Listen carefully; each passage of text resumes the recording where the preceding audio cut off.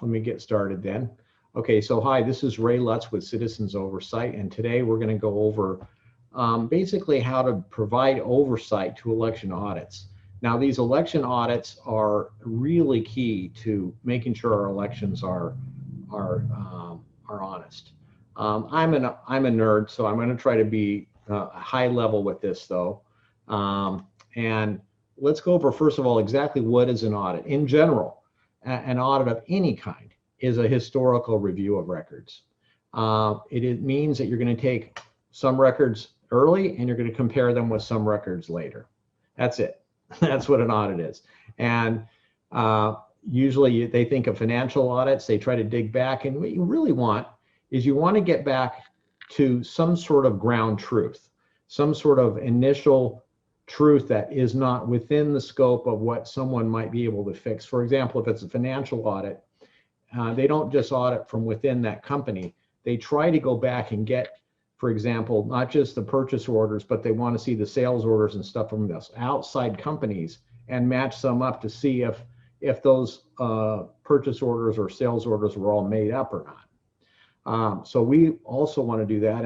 And fortunately, election officials do many times audits where they actually go in and check paper ballots. This is so important to that they're checking the actual paper ballots, which is the most trustworthy source of information that we have. We can't get back into the minds of the voter. That's what we'd like to find out. What was their intent originally when they marked it? But we can't quite go that far. We're going to get to the paper ballot. And a hand-marked paper ballot is really the best thing because that's when the voter actually moved that pen and made that mark. So they can help us detect and thwart hacking. But unfortunately, the election officials self-audit, meaning that they're checking themselves, not really the best. And because they're self-auditing, this is when it is super important for us to have public oversight. We have to watch them do their self-audit. Otherwise, they'll never report anything. So this is really where you come in. We need you to go and be the overseer of these audits. Every single county should do an audit. Not a lot of them do. Some states don't have them, but they should, even though we're trying to get them to do them. Now, there are different categories of audits. I'm not going to cover any of these except for tabulation audits in this little tutorial. Tabulation audits checks to see if the outcome of the election is correct based on the original ballots. It does not check the voter registration rolls. It doesn't check that the poll books and that the people were signed incorrectly. It doesn't check to see that the security seals are in place and no ballots have been lost or added. Those are other types of audits that are also very interesting to perform, but not part of what I'm going to talk about today. I'm going to talk about just this core set of actions that you need to do to check that the tabulation itself, that is who is the winner of the election based on the original ballots. That's what we're talking about here. Now, you will also see different types of audits within tabulation audits, okay? So based on what are they sampling? Are they sampling batches at a time or ballots at a time? Or, and then how do they compare things? Do they compare it by a margin of victory? Or do they try to compare with the cast vote record or from the official results itself? By and large, people that are doing audits today are doing a batch comparison audit. Okay, no one really does batch polling audits because they just take too many ballots to do it, too much work. But batch comparison audits are what we're going to talk about today. This is what, say, the California 1% manual tally is. This is what they do in other states like Florida and Ohio, Pennsylvania. Any place that does audits does a batch comparison audit. Now, there are some that are trying to do either ballot comparison or ballot polling audit, ballot by ballot, and this is sometimes they call these a risk limiting audit. We're not going to be discussing risk limiting audits because it's generally these are not used very widely, but it is a topic for another time. Today, we're just going to be talking about batch comparison audits, this one subset. Now, I just wanted to reassert this one point, the oversight of self-audits. This is super important and where you come in, because the self-audit means that the election officials are auditing themselves. That means that what chance is it that they're going to turn themselves in? Or what we find is that they just fix up the audit results so that they are clean and then say everything is okay. So what we want to be there is to catch them so that they can't just fix up the results and say everything is fine if indeed there's massive corruption by the election officials. You can't trust the election officials won't do this, but if we get the information at the right time, then it's very, very hard for them to fix it. Now in this sheet here, this is going to summarize everything, so I'm just going to be discussing each one of these separately, but this is essentially the 5 steps that we're going to go through. And just to quickly, just before we get into each one, we have to get a file of results in advance before they do the next step, which is a random draw. They can random draw both contests or auditing units, and sometimes both of these. And then they do tallying, hand tallying of the ballots, and then they make a report. So we need to be watching these steps. First of all, the snapshot file. What is it? Well, many states do their audits after certification, after the officials have said the results are certified. Florida does it this way. So it's kind of bad because there isn't really a path to change the results, even if we did find them, because they have already been certified. However, if we did find massive changes, massive fraud by the election officials, even though they were certified, I dare say there should still be and would be a way to go through the courts and challenge it.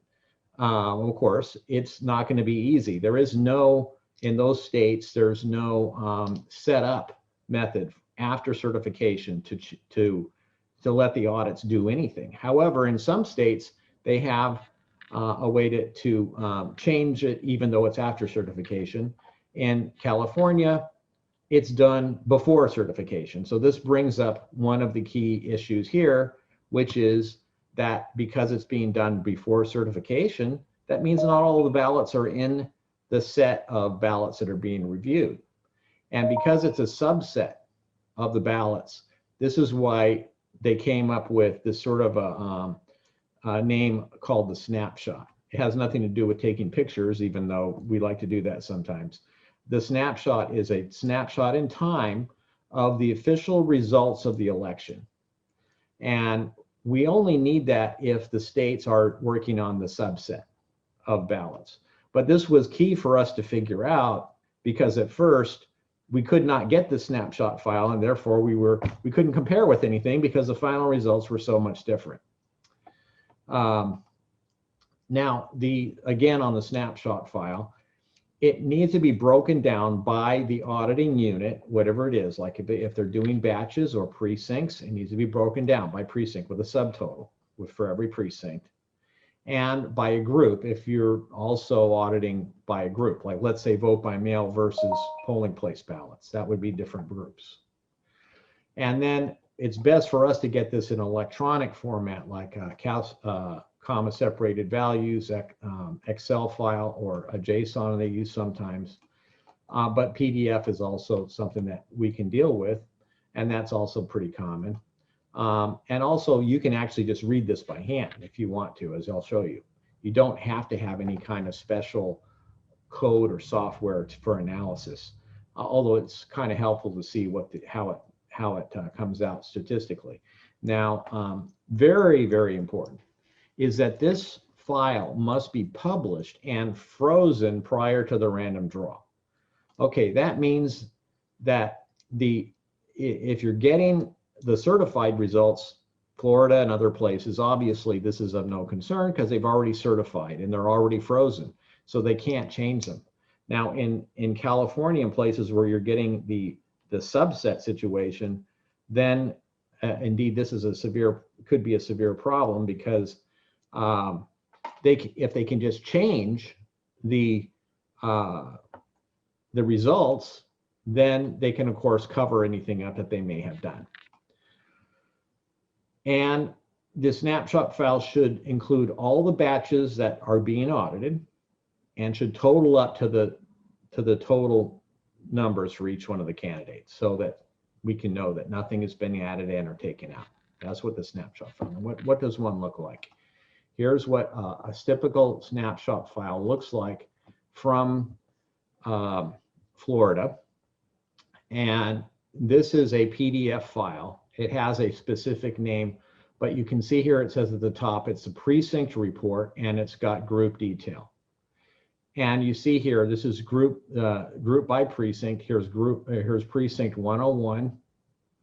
And it tells you, for example, that Joe Biden received in the election day ballots 27, and in the vote by mail ballots 14 votes.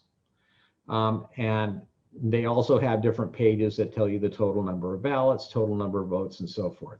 This would be perfect to compare with a hand tally of precinct 101. Or again, if they're bringing in those tapes from the precinct polling tapes, if you're comparing those, if you're doing the polling tape project, this is a type of file also that you want to compare with, which is broken down by the precinct report in group detail like this. This file is as you see at the top here on the right, these are the official results from Florida. They work with the certified results. So you would be able to have this prior to them starting the tally. So that whole concern that we had that I just talked about whether the snapshot file is frozen, is a big problem in places like California, okay, but not a problem at all in Florida. This is one of the biggest problems that we have in California in terms of watching these. Now, that's the file. This is, again, the thing that we learned about this process of auditing was that we had to get this file in advance, and it was a big struggle to get it in advance and also have it be frozen before the draw. Example, in the last primary election in Los Angeles, they didn't have the snapshot file available. It was not broken down by batch, and they had not even finished scanning. So we didn't have a frozen result file of all the batches up to that point. So therefore, we really could not satisfy the protocol for doing an audit oversight, and they're in violation of any kind of reasonable audit that they're doing there. Okay, the random draw. So you have this results. You want to go in and sample ballots and then hand tally them to see if they match the results. So what they should do is a random draw of those. And by random, does it need to be absolutely random by the statistics of randomization? The most important thing is it needs to be a surprise to the authorities, the officials, and not something they're planning on.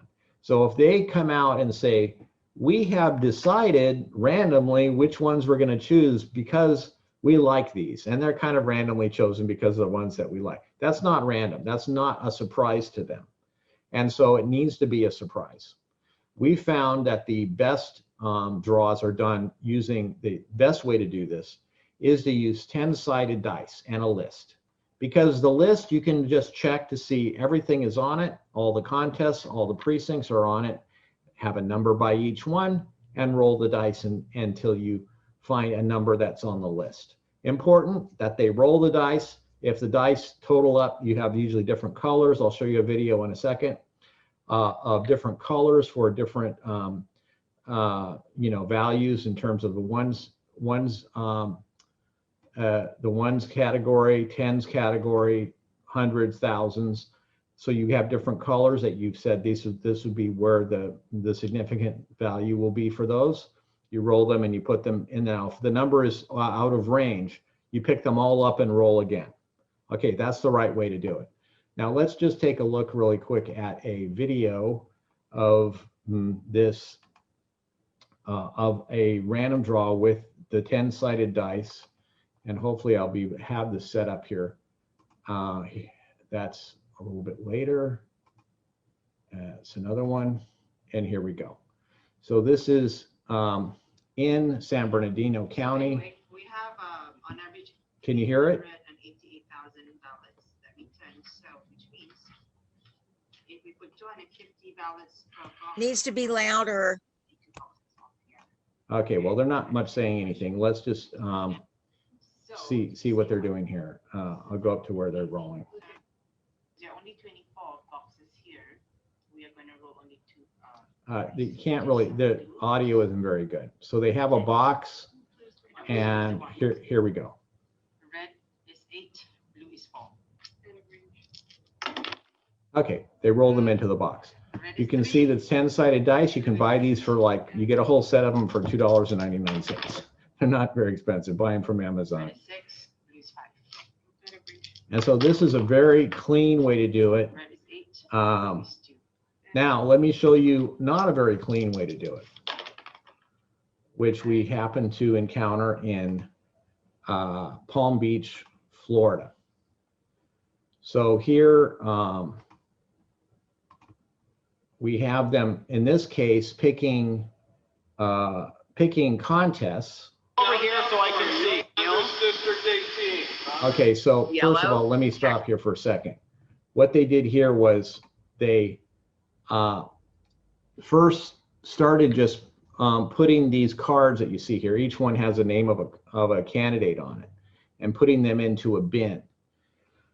And I said, I need to know if they're all there. And so then I brought the camera up to the table, because before they let us do that. And then they said, no, you're too close. And then they said that I was attacking the official or something. So they were trying to get the police there. So you'll be hearing about them calling the police and identifying me with my khaki short pants on and stuff. They're going to the candidates here. District 21. I'll just turn the sound down. Now they pick only one contest for their manual tally. In California, they have to do all the contests. So in California, they first pick the random precincts, and then they see which contests were included, and if any contest was not included, then they have to add at least one more precinct that they will count for that contest that was not included to begin with. So here, though, in Florida, they only choose one contest.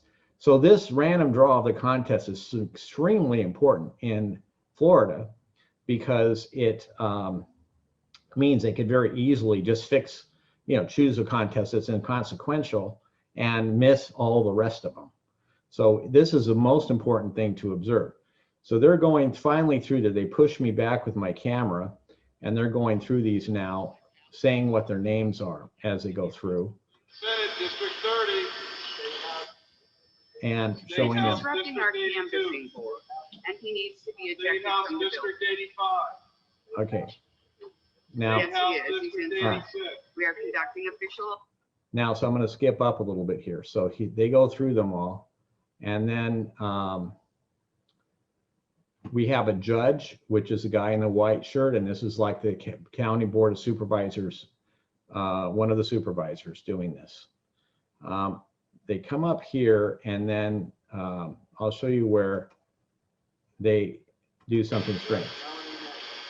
Judge Melanie May.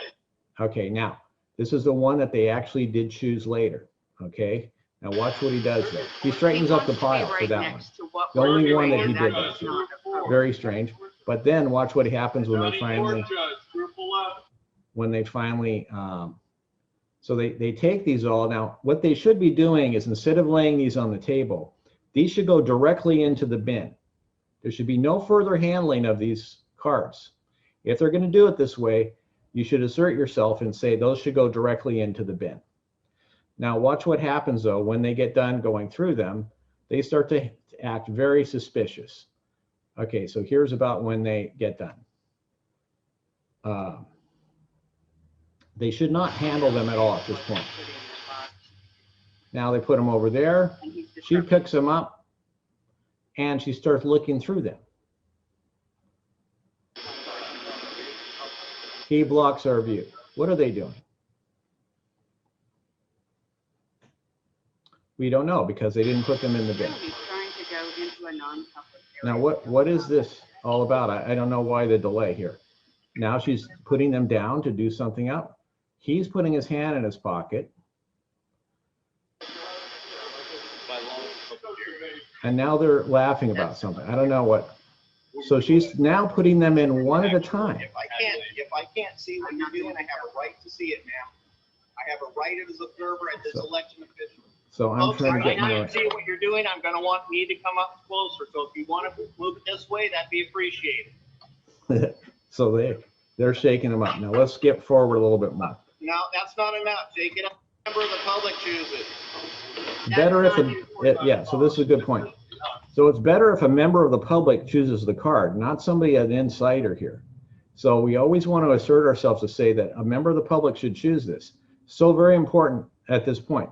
Now watch this very carefully. This is the judge now choosing a card.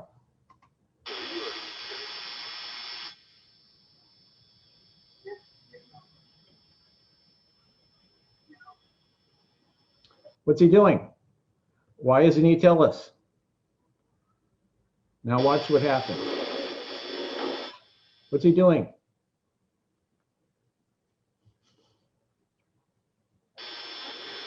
Why did he tell us? You know, it should be immediate. No sleight of hand. We want to see everything open. Melanie May, same judge that he straightened the cards out. So we don't know exactly, but this is one of those yes and no questions on the ballot. It's totally inconsequential whether the judge continues in their seat. So, and yet this is the one that they chose in this critical 2016 presidential primary. So that's an example of a really poor situation there. So that is, let's go back to the presentation then. This sort of raffle style drawing where they're picking a card up, super easy for them to fix it and use sleight of hand, change the cards or something else. So we really want to avoid that if possible and push for 10-sided dice and not, also I've seen them use a website of some kind where they're saying, I'm going to this website and it's choosing a random number. I don't trust a website. I don't know the code. They could have that you know, their own website fixed up there. So it's best if you use 10-sided dice, which are really hard to fix. Okay. Also, we had trouble when they were drawing digits. When they would draw individual digits, they did not redraw them properly. So you want to get a full redraw. If the digits don't fit within the range, if they go over the range, you're supposed to draw them all again. It's the only way to do it properly. You should, by you, I mean the observer should video record this if possible, like I showed you, because there's no real, there's no private information in this public draw. All of their resistance to say you can't come in, you can't do the draw is completely bogus. So essentially this is a place where you can record. However, you have to assert yourself a lot of times to be able to do it. They don't want you to do this if they can get away with it. All right, so that's the random draw. Now I want to go over one more thing. Again, there's two things that can be drawn here: the contests and the precincts. In Florida, the contests are very, very important because they only choose one. The precincts not so important, and you know they're just choosing them like they do randomly choose 1% of the precincts. It varies in each state, but if they are choosing contests, this is the one you really have to see. Okay, the manual tally process. So after they've chosen the precincts, they go in and they process them by manually tallying them. This takes a while, sometimes days or even weeks of time. You're not going to be able to be in there for the whole time, nor do you need to be. There are a few critical places where you can be very effective with your time though. I'll show you a video of this in a second. You get a real good feel for it. But let me just go over the most important part of the process is when the tally reports are checked by the official and they decide then what to do. they are getting the reports from the people, tallying it up, and then they take a look at the report and they decide, is there a discrepancy or not? That is a critical time. You need to watch it when they're doing it, because they can just say it's fine. Everything's fine at that point and put it off as good. And that is a critical time, and they're checking themselves. Okay, now the other thing is you need to be present if you can when you do that, and they should not rescan the ballots. This was being done in LA, in Los Angeles on a routine basis, and then substitute the new results for what they had. Now, this is kind of hard to explain to people because I had a hard time understanding it myself to begin with. But if you have a picture here of the report, okay, this is the official results, the report. Now, this could have been changed by an insider or hacker. Let me just put this big for a second here. This is the report. This possibly has, and then these are the ballots that they just,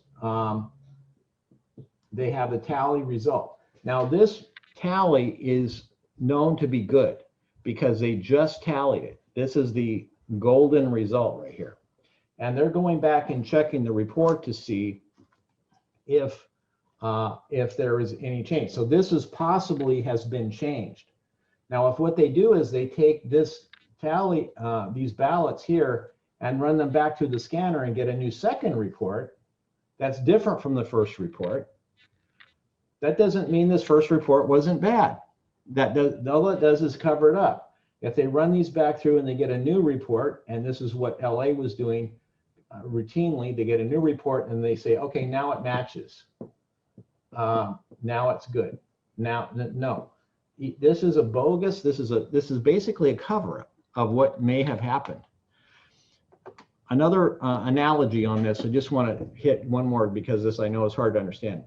Let's say you were in the factory of TVs and you're making televisions. Each one of these precincts that we're looking at represents a television set. And you're going to sample those televisions 1%. See if the production line is working. You take 1% of them off, you plug them in, turn them on, and you find out that some of them don't work. So you fix them. And you say, yes, indeed, they don't work. Now, does that mean that all of the TVs have been fixed? No, it means there may be a lot more TVs on the production line that are also broken. You've just confirmed that those were broken, that's all. So this is what I think is the key thing to understand here is that they cannot rescan the ballots. If they're doing that, we can check that later. If we have that original report, we can find out if they rescanned them. But that is the key thing that they might do and have done. Now you should, if you can, photograph the tally sheets. Why? Well, it's because they don't always provide in their official report what the tally is. And that you may seem to, at least I think, it sounds ridiculous that they would not in their report say what the actual tally was and the tallies and the batches that they process. But most of the time they don't. They just say whether there was discrepancies. So this is a picture taken by a cell phone. And these days the cell phones are very, very good because you can see, I can zoom into these numbers that are handwritten and see them very, very well. So we tried it with other cameras, but basically taking a picture like this with a cell phone these days is magnificent. And this is the kind of picture that, if possible, you want to get, because now we know that in this precinct, 368, they call this is the sequence number. And they sometimes use sequence numbers in addition to precinct numbers. They have two different sets of numbers. The sequence numbers are all sequential so that they can roll dice and find them. Here you see the total number of ballots was 238. Bernie Sanders got 66, Hillary Clinton 85. So what you should find is on that official report, the semi-official snapshot report that I described, you should find this exact same number, 66 and 85.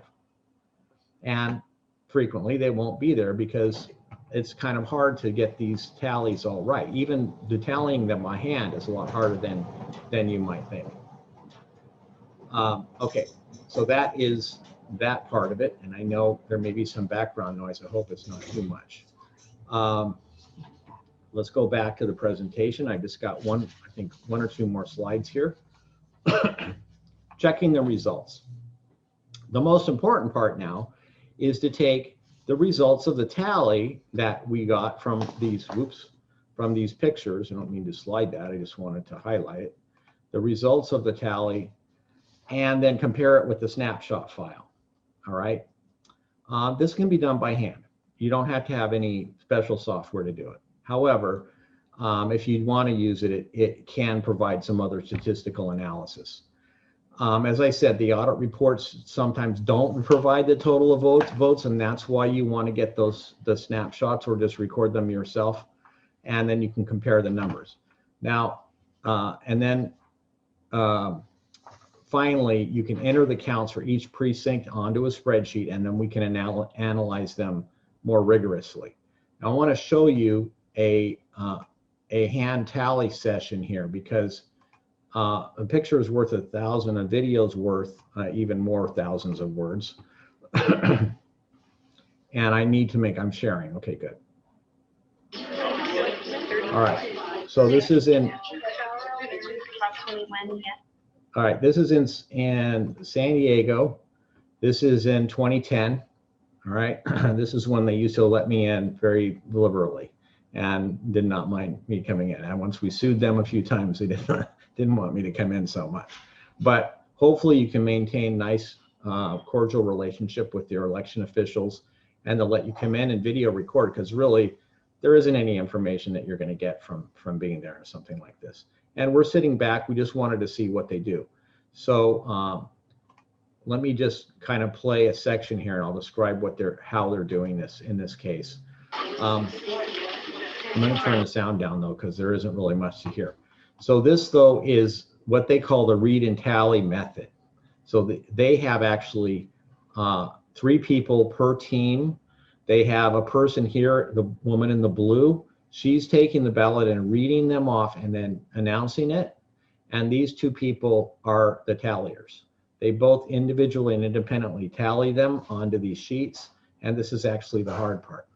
This process sounds really easy, but actually it's very difficult to get it right. And that's why I've seen them have to do these sometimes for days and days to try to get them to have these 2 numbers be consistent and to actually match the computer report.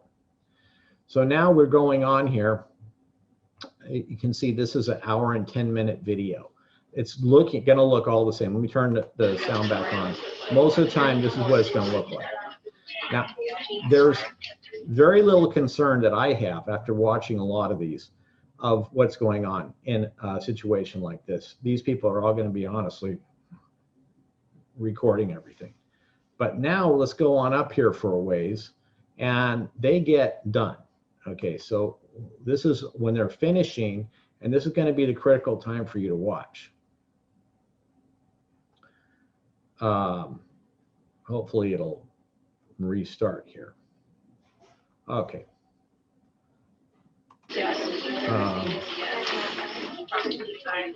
So they're getting done here. Let me, I guess that wasn't the time when they were getting done.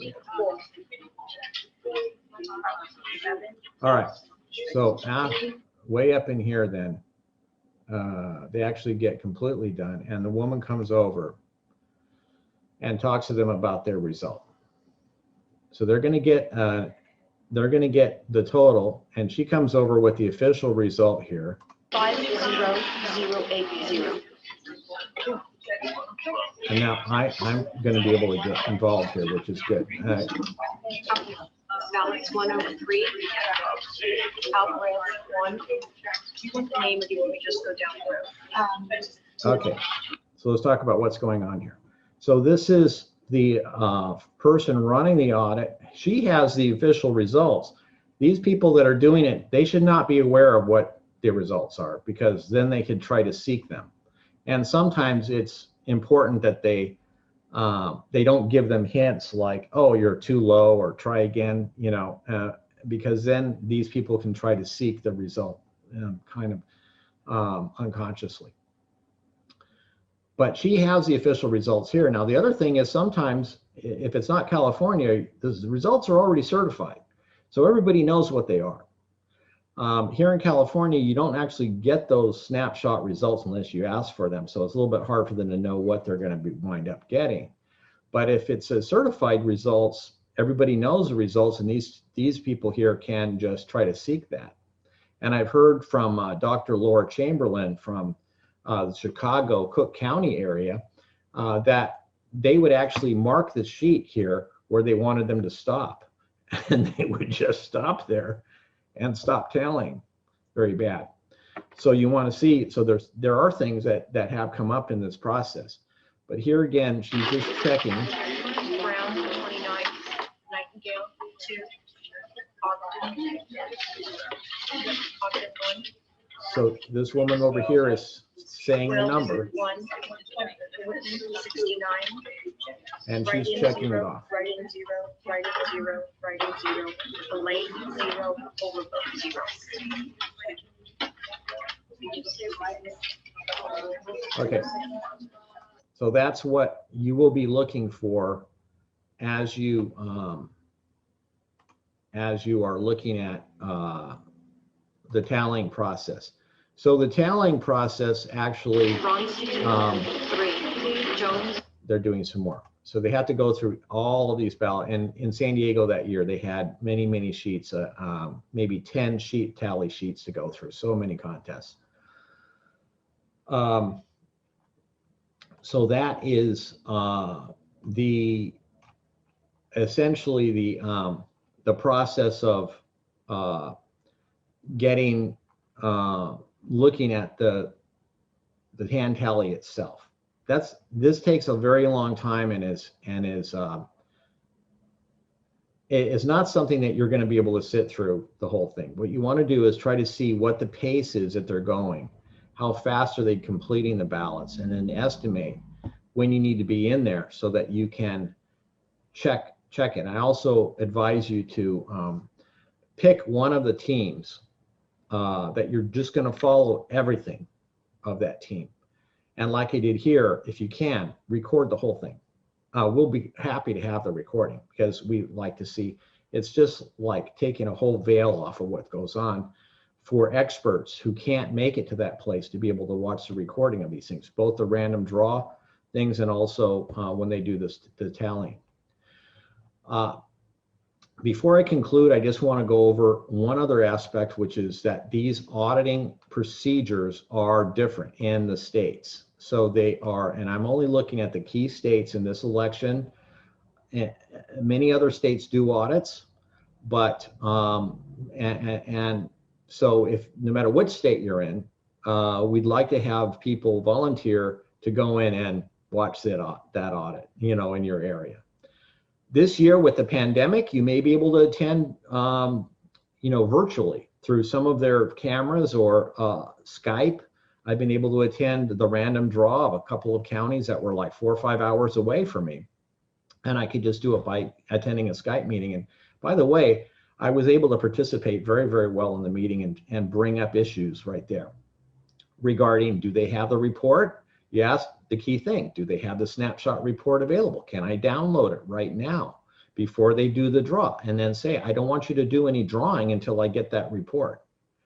And then are they using something like dice, or are they using some bogus, you know, random number generator that you have no clue of where it is? And if they try to do that, you need to ask for the source code so you can analyze that random number generator. That usually stops them in the track because they don't have a source code. And you say, well, then just use dice so I don't have to analyze anything. And then over time, they may do that. Probably won't cooperate right away, but you know what? They listen very well. When you come on board and you are involved in the meeting, they'll say, yeah, in the future, we're going to use dice.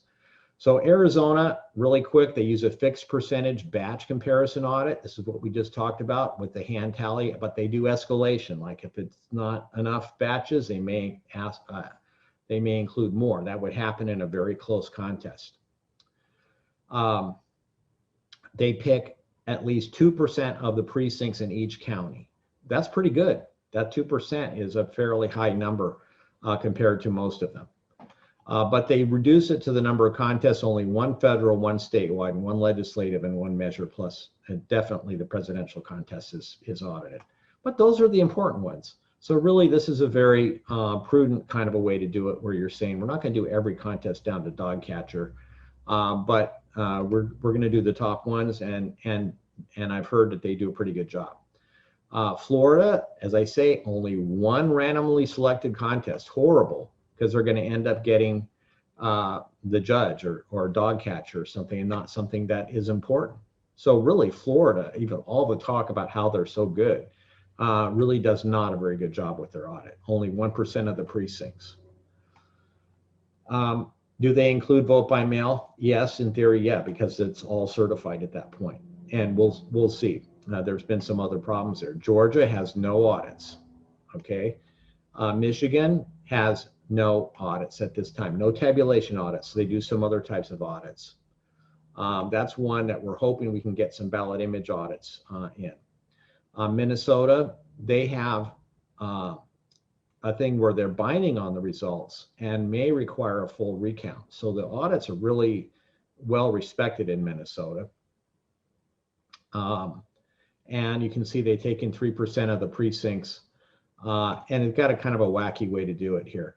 And only a few contests, but the important ones. And in theory, the vote by mail ballots would be included. North Carolina, they'd use a statistical sampling where they require that they have a statistician, and only one contest. So that's not, very good, just to choose one contest. It depends on how that's chosen. It's just not enough. If you have a presidential contest, congressional contest and so forth, just picking one is not enough. Ohio, these are sometimes hard to observe because they really restrict who can come in to just party members. But they do some escalation if it's really close. Pennsylvania has 2% of the ballots and all contests. That's pretty good. So you can see we do have quite a few here. Texas is not mentioned as binding. And it, of course, doesn't affect these direct response recording machines, at least 1% of the precincts. And then in Wisconsin, 100 randomly sampled units, which is actually pretty good. It's kind of like a 1%, and 4 contests. So you can see it varies quite a bit. Okay, so now I believe that covers my overview of the how to do the audit oversight.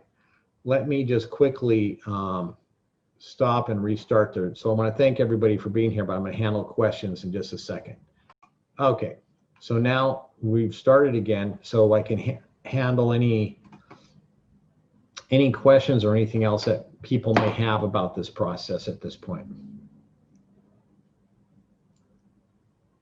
Ray? Yeah. It's Darlene.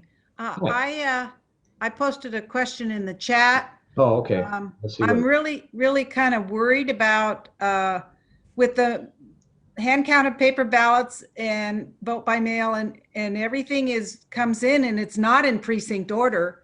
Right. So when you do a random draw and you pick the precincts, how do they get them in precinct order? No. Okay.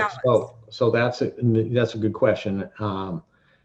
Essentially, they used to put them in Los Angeles, everything sorted into precinct order. Some counties still do that, where they resort them. As they come in, it's really not too hard as you come in, you would sort them. However, with the vast number of vote by mail ballots and with the voting centers that they now have in Los Angeles, where you can go to any voting center, you choose any type of ballot that you need to and vote on one of their machines, creating a ballot mark device ballot. That means that these are all going to be jumbled up. And so the batches are mixed precincts. It's true. However, we don't care as long as we would get the report from the election official that has all of the batches totaled up, what the totals are in that batch, what's in that batch, and that all of those batches should total up to the results at that point. So they create a batch, like 500 ballots, and that all of the ballots are put into 500 ballot batches, Yeah. and those are what's put into the snapshot. Well, let me just say, we've had an extremely difficult part on this because what we want to have, as I said, is we want to have that snapshot file that subtotals to what they're tallying. Otherwise, what do you compare with, really? You have to have it be subtotaled to the same. This has always been the case.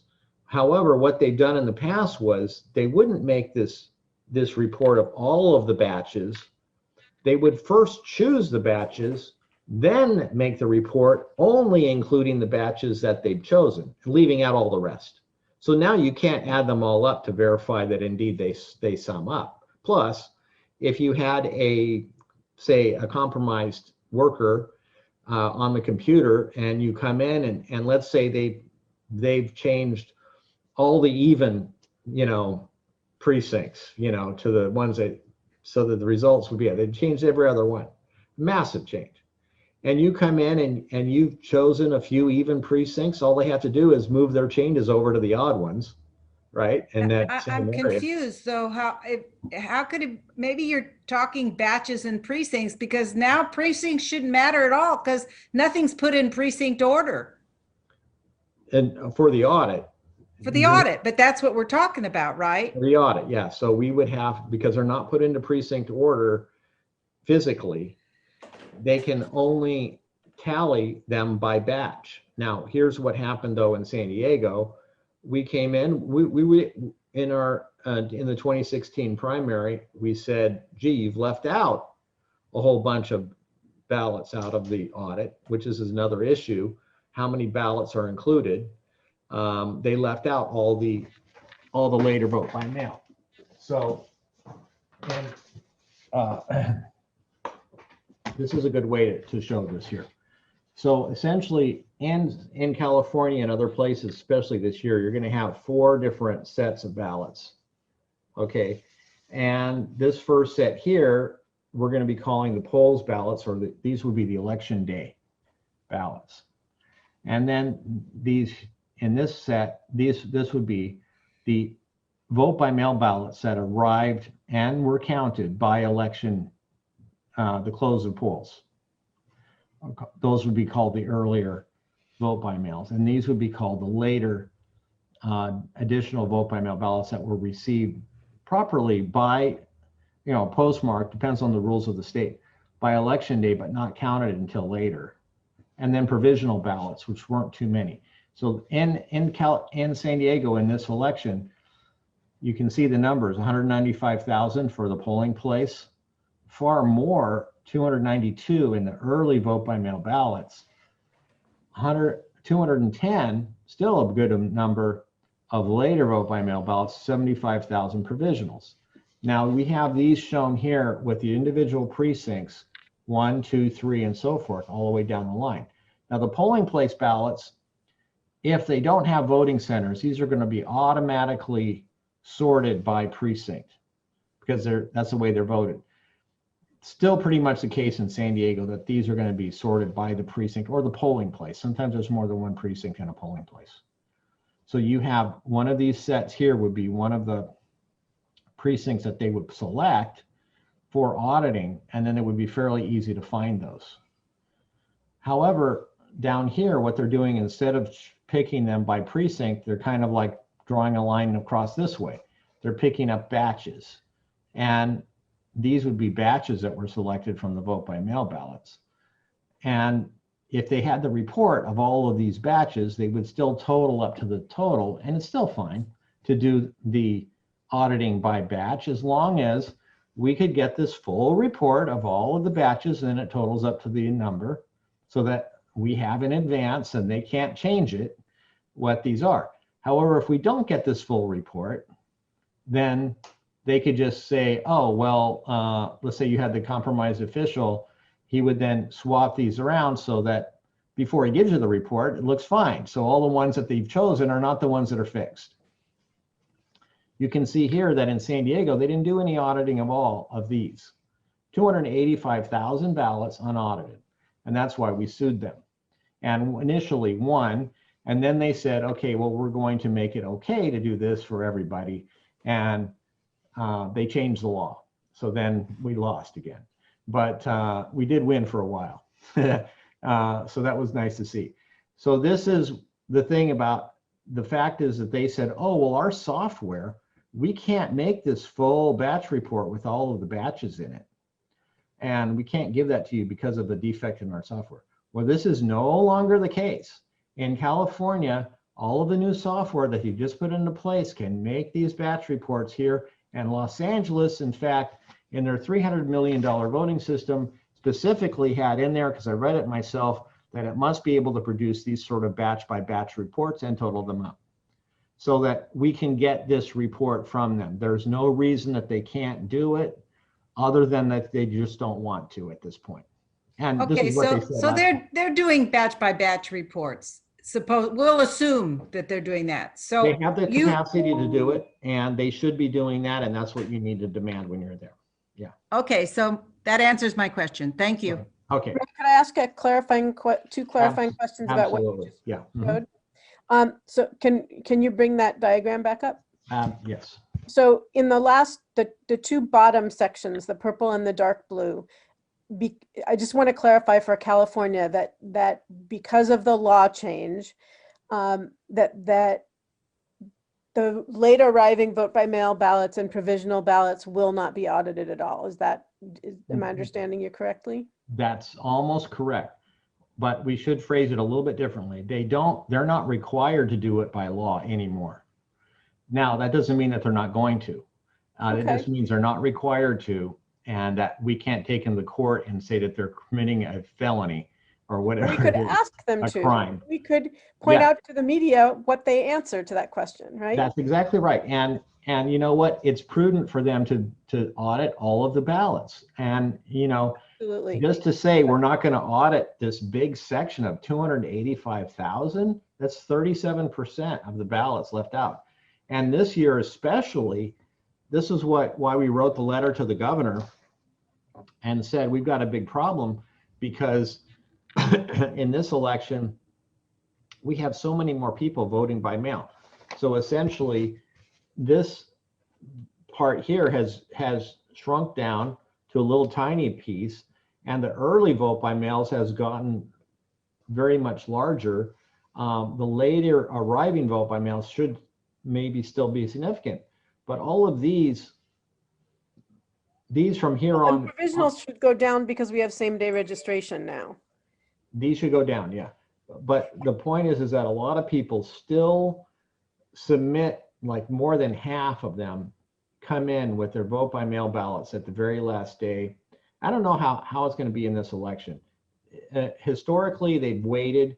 And so this set you can see here, 210, but that's smaller than 292, which is the earlier vote by mail, which are included. So it could be, though, that with the vast increase of these, that this could become a majority. These left out could become nearly a majority, which would be unconscionable for them to omit nearly a majority of the ballots from the audit. It started out historically, you go back to 1962, they first started to use these electronic machines, and they said, we're going to have to audit them. Well, at that point, they only had like 0.2% or something of absentee.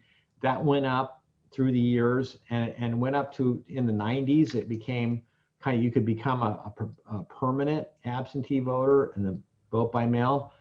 2005, Deborah Bowen, who was the Secretary of State at the time, said, okay, enough is enough. We're not including any vote by mail ballots in the audit. All of these were left out. at that point, all of these down here. The only ones that they were auditing was this chunk. And this chunk, these were getting to be very large percentage. Now it's about 66% of the ballots are in the vote by mail set. This election, it's going to be even more, maybe 90%. So are you saying Deborah Bowen changed that, or that she said we're only going to be auditing the polling place ballots? No, she did the opposite. She said, Okay, at this thank time, we're only auditing the polling place ballots. And now there's so many of these coming in that we're going to have to audit these as well. They changed the law at that time. And they said that they changed it to say you will audit 1% of the precincts and vote by mail ballots. Great. So one other question about this chart, if I could, about Yeah. the bottom section. And this is not a California specific question, but you have there provisional and remade ballots. And I know when I learned what a remade ballot was, I was absolutely stunned that this happened. And I think it's important for people to know what is remaking ballots, because otherwise when they see it, when they're monitoring, they are going to be. So provisional and remade ballots. So this set here were the ones that were pulled out to the end. What we discovered in our process was that we went in and we got the poll tapes from the machines from these first ballots here. However, in California, well, in San Diego, they made these poll tapes not at the polling place, but at the central office. So they brought these ballots in, but some of them left from the set. About 6% of these disappeared and turned up down in this set. And that made their auditing of this set much cleaner because they didn't include anything that was troublesome. They took out anything that was weird and put it down in this unaudited group. But So say what what a remade ballot is, would you? Yeah, so a remade ballot would be some of those that they would take out at that point that were maybe wrinkled, had somebody's signature on it, any kind of marking that would distinguish it from one to the other. And if they do it right, they take a new ballot, they transfer the votes from one to the other, and they keep a record of it, that they've remade this ballot so that it can be properly processed. Now, in San Diego, they didn't remake a lot of ballots. Instead, they used whiteout on ballots to correct them, which we had a lot of trouble with. So if you see anything like that, them using whiteout or anything weird, marking them again, or, you know, we see both the whiteout and actually using a pen to mark on the ballots. None of that should be done. What they should do is never modify the ballot itself, but just keep it. If they need to, make a new one that will run through their machines and be counted, but keep a record of it. So these remade ballots in our case was about 6%, and they unfortunately were taken out of the audit. And so that was another sort of complaint that we had. So this is a kind of an aspect where isn't really part of the process that I went over, but it is still a really good thing is to try to understand the flow, like how many ballots were in this set, how many were in this set, and so forth, and try to square away, well, how many, we went in and said, well, how many signatures were there? Because they were signing rosters at that time. How many people signed in and how many were scanned? How many ballot statements, which is the statements by the poll workers, how many were in the audit log of the computer, et cetera, so that we could figure out where these sections were. And that's where we found that they were moving some here, 6% down to this set before they were doing the audit. Okay, and those things are kind of hard to find. You know, you really have to kind of be on your toes to see what the numbers are to find out. And it actually took us a while to really figure this out. That this was, first of all, they don't advertise this process because they kind of know that this is a really important process that we can hold their feet to the fire on this. I mean, they have to actually go in and take paper ballots and hand count them and compare them with the results. It's great, but they just do it behind closed doors. No one watches. And as a result, it's just theater. And unless you're really on your toes to see, like if they did find a mistake here in some of these that they're tallying, and they go back and make a new report and then substitute it in and say everything's fine, this was accepted for years, maybe decades, by the workers in, or the observers in Los Angeles. And I still have trouble explaining it to people to say, no, they can't go back and rescan things and get a new report and say everything is fine. That's in violation of the protocol. So you got to stand your ground on those things and realize that you're really the overseer here. There's no substitute for the public in this case. The election officials cannot oversee their own work. The elected officials can't be trusted either. They're in there because of the system, the way it's set up. We have to have the general public watch this stuff and scrutinize it. And that's really where organizations like yours, Emily, comes in. The scrutineers can really be a key part of this, going out, and you have to kind of be there for an extended period of time. As I said, take videos of those key places, get the report and so forth, and you can really be, have a big impact on how viable and confidence we have in our elections. Okay, is there any more questions at this point? Okay, so Okay, I have a bunch more questions. I was just trying to give somebody else a chance first. okay, any other people before Emily asks her questions? Okay, well, go ahead, Emily. Okay, so on slide 5, you mentioned the cast vote record, and I'm wondering if that's, I know that term means different things in different situations. Were you referring to the same cast vote records that are made from digital ballot images or something else? Okay, that's a very good question. And indeed, there are different meanings for that based on which, what type of a, let's go back to that slide just so we're looking at the same thing. And 1, 2, 3, 4, 5. Well, actually, it's kind of like this one, where this is the snapshot file, which is essentially what I'm calling, what people sometimes are calling the cast vote record. Okay.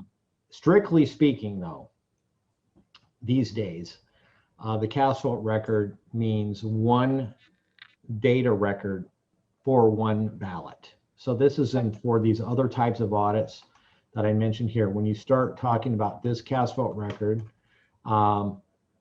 then you're typically wanting to compare in this ballot comparison audit. You're comparing ballot to ballot record in the database to a specific ballot that you've randomly chosen, sorry, and comparing to see what the difference is. In our case, we don't need it down to the ballot. And so maybe it isn't so effective to call this the cast vote record, but it is a record. It's just not boiled down to the ballot. It's a precinct or batch level record of the results. Okay. Okay, thank you. Next question is, at one point you said you had a suggestion of where to buy 10-sided dice, and I was trying to figure out Amazon, you know. I know, I was trying not to mention them again because I wish people would buy them somewhere else. But, well, I don't offhand know what other places. I know the way to get them quickly. You can get them pretty quickly there, and they're not expensive.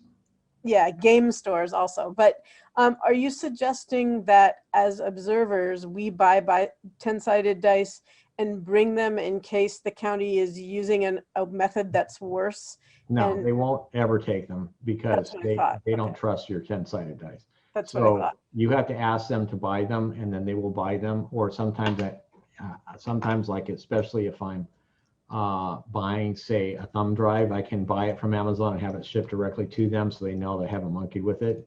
Okay. So I wish I could do that and they would accept it, but typically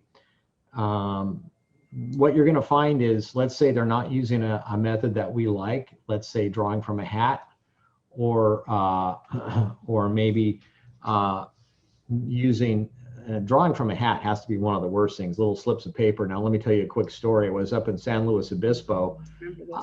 I had argued my way in there with my camera. They finally said, the sheriff is coming to kick you out or we're not going to proceed. I finally relented. And then, and this was like an hour of consternation. Finally, they came out with their bowl of paper, slips of paper in a bowl. And I said, well, how do I know that they're all in there? And they says, well, they are. We just put them in. You can trust us. And I said, no, I don't. So let's lay them out on the table. So I proceeded to lay them out. Took 45 minutes. I discovered 3 of them were missing. So they were as red in the face as they could get. Suddenly, Ray Lutz was not just a troublemaker, but somebody who was making a real difference. And I also asked them to please hand tally one of those 3 because why were they left out, you know? So that's where these raffle style or drawing from a hat, really a big problem. It take a lot of time to verify. Thank you. It's such an important story. How many days from now, this being recorded on election day on November 3rd, how many days from now are random draws likely to be done? I love your idea of observing them remotely in a bunch of different counties. And I'm just kind of wondering how much time we have to organize people to do that. Not very much time. Usually it's unfortunately the day after the election sometimes. This is what they do consistently in LA, and they draw them way too early because they don't even have the reports done yet. Will you explain why this is a problem? I'm not sure everyone will know why it's a problem to do the random draws too early. Well, in the case of Los Angeles, they hadn't even finished scanning yet. So if you can imagine, you know, if you were just inspecting something and you said to someone, I'm going to be inspecting the product that you deliver here, but why don't you give me the first few and I'll just inspect those. And then all the rest of them I'll never inspect. So they give you the first few to inspect, and you say, I want these 5, 10, 15, and 20. And so they come out and they get 5, 10, 15, and 20. They bring them out to you and you can inspect them. They're not even done with all of them. They just did those just for you. The chances of you finding it, they know which ones are going to be checked, the ones that they just made. And all the rest of them will not be checked, and they know that. So then all of the rest of them, either if you're making product, you don't care how the quality. And if you're a fraudster, you can say, hey, no holds barred. We'll just change this as much as we want because the audit will never catch a thing. So it's kind of important for them to have this random, all of the results done, all the scanning done, the report created, and then do the random draw after that report is frozen. Otherwise, they could change the report, or in this case, since none of the scanning really wasn't done yet, they can say, well, we know which ones, all the rest of the scanning that we're going to do, let's program our computer to change the results the way we want. And then the scanning would modify the results because they know that those are never going to be checked. That's the key part. And this is why we have to have a very assertive crew that's going to say, we need this report done in advance of the random draw. That maybe more than anything else, that is the one critical thing. To the point where here in San Diego, I said, you're going to have to give me a CD with the results on it before you do your draw. And they cooperated. They give me a CD, and nowadays they just give me a thumb drive or something. It used to be the old days. But if they publish them on the website, that's good enough. Then you've got the broken down by the precinct or the batch. Now you've got something. So that's why that's important. So this has been really fantastic, and I feel like it's just exactly the level of depth that we need for people who are doing this for the first time, starting perhaps tomorrow. And what I'm wondering is if you would say a little bit more about the advocacy part, like suggestions about when you see things that aren't being done right, what have you found to be the best approach to getting that changed? Well, I wish I had a really good answer to this. We've tried different things. We've tried lawsuits and other things like this. I don't recommend lawsuits because it automatically sours the well, if you will. You never get good cooperation from then on. And especially once your lawsuit is filed, they won't answer a thing. So all of a sudden it's in litigation. We can't answer anything. You got to go through our attorney. And they don't cooperate. So it's best to try to keep it as, and many of these election officials are very, very good about trying to have a really clean situation. They want to do a good job.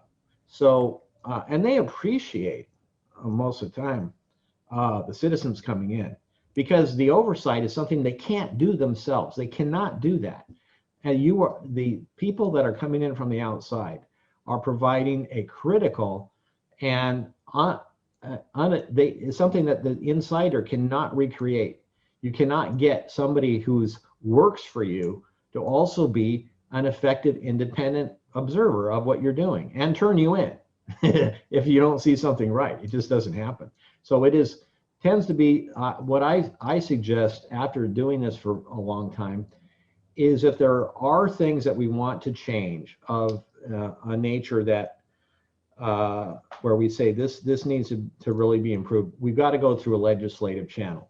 That means What go about, to I mean, the like elected in the moment when you're observing, if you see that they're not doing the random draw in a way that's truly random, or they're trying to run a second report or that kind of thing. Yeah, well, first of all, I try to make sure I understand completely what they're telling me, so I don't, go half-cocked about it. But now, for me anyway, I know exactly what I expect to see. So if they're not providing the report, I say, you need to have this report here. Can you get the report? I demand that you have the report. I mean, that's all you can do. And if they say no, then there isn't much you can do except for just continue to demand year after year and slowly, and this is in many things that I've worked on, even not to do with elections, but any kind of public body where I'd come in and complain about stuff. At first, they don't like you and, the troublemaker coming in. But then like years later, they said, we really appreciated that. And a lot of the insiders really do appreciate it because they can't say no to some bad thing that the officials are doing. I think this is where the Gandhi quote, I think this is where the Gandhi quote fits in. First they ignore you, then they ridicule you, then they fight you, then you win. Yeah, maybe. But it is also, I think, an important thing, philosophically speaking here, is that realize that your mind is always right 100% of the time. You cannot be wrong right now. You can remember when you're wrong. Maybe you will admit it. But when you do admit it, you're right again. And so you always are right. And this is the only thing that that I know for sure. I am totally confused about what you just said. But so am I. You cannot, your mind in the moment cannot realize that it's wrong. Otherwise, it would be right about that. So your thinking machine that you have on your head is always right 100% of the time. Now, according to it. According to it, because if it knows that it's wrong, then it's right again. And so it can't know that it's wrong. And so this is a duality principle that you cannot, but you could be wrong and not know it. We know that. And so because of this duality principle of basically that you can't know that you're wrong, but yet you do know that you could be wrong, is a very powerful thing to realize, because then it lets you realize it. What? I could be wrong right now. In fact, these other people who think they're right, they have the same defect that I have. They can't understand when they're wrong either. And so it helps, I think, for me anyway, when I go into a situation where they're understanding a certain thing, they think they're right about it. And so to be able to coerce them over, and maybe not in the moment telling them that they're wrong, because that's too hard for people to get, to say that they're wrong, to let them have some time and then go back and say, before you were wrong. And then they have some time to adjust. It's too hard for people to admit that they're wrong right then. But that has helped me a lot, that concept about understanding how that mind works. I tell Emily a story. Sure. Yeah, I watched Ray watch the random sample drawing in Los Angeles and San Diego last year. And Ray got in their face with the video camera set up on a tripod and attempted to interview the official about why it was that the actual scanning had been completed for the batches, which they were attempting to random sample using tags.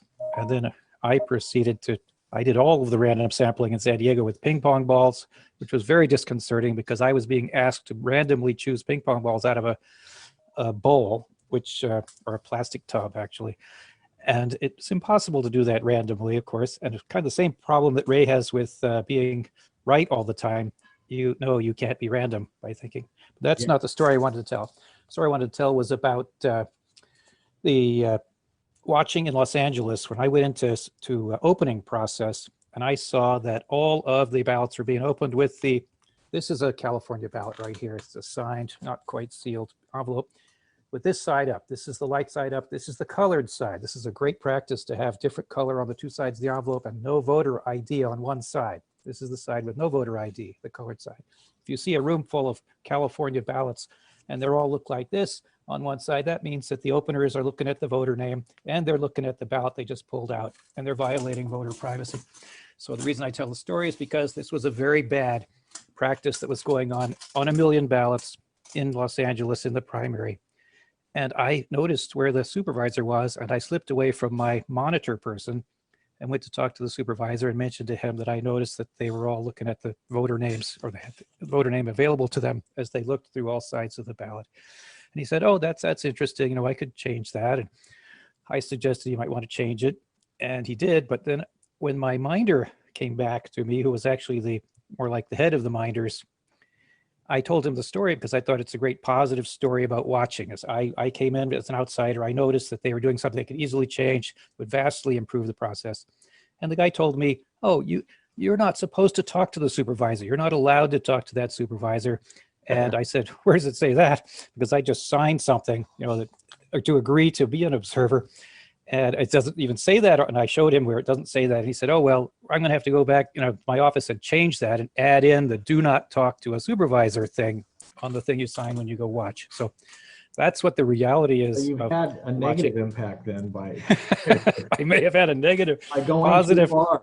in one sense, and negative to all the watchers that followed me.